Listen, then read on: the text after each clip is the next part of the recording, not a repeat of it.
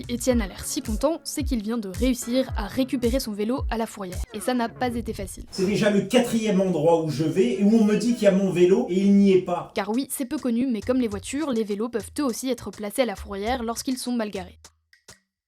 Ils disparaissent alors sans laisser de traces, ou presque, et en ce moment les usagers de la gare de l'Est en font les frais. Depuis le 1er février, les voyageurs doivent retirer leurs 2 roues des espaces vélos. La raison, c'est que des travaux sont en cours pour augmenter le nombre de places de parking qui leur est réservé. Problème, ça va durer plusieurs mois et les usagers ne savent pas trop où se garer en attendant. Conséquence... il va y avoir un stationnement sauvage. Et c'est ce qui se passe. Donc ces vélos sont en ce moment emmenés par Petit A à la Fourrière, et comme pour les voitures, il n'y a pas de mémo qui est laissé derrière, on pourrait carrément penser qu'ils ont simplement été volés.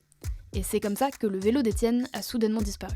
J'ai pris le train vendredi matin, je l'avais attaché à une grille. Il y a une zone de travaux qui a été délimitée dans la journée.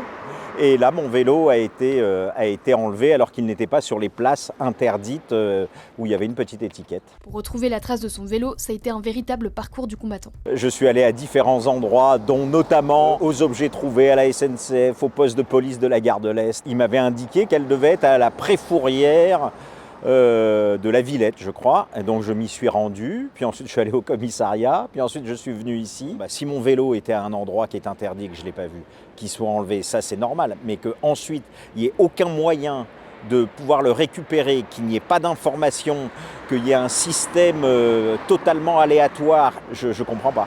Mais même quand on arrive jusqu'ici, c'est pas terminé. C'est pas nous. Là, il faut appeler, c'est les services des police.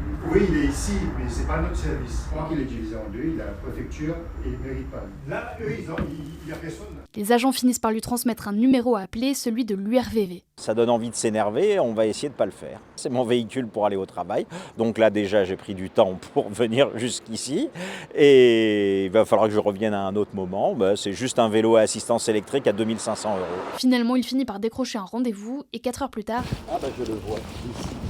Non, tout ça, c'est tous les commissariats de Paris.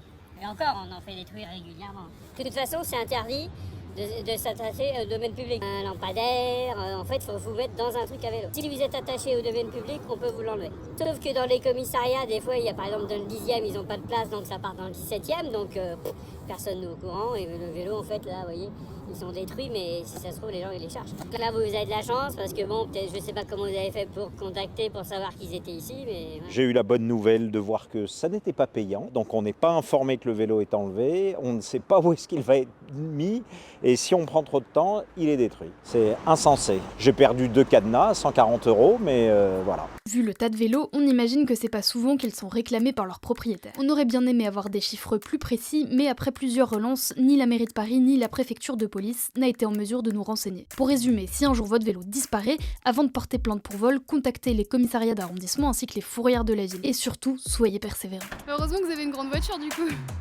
C'est parfait.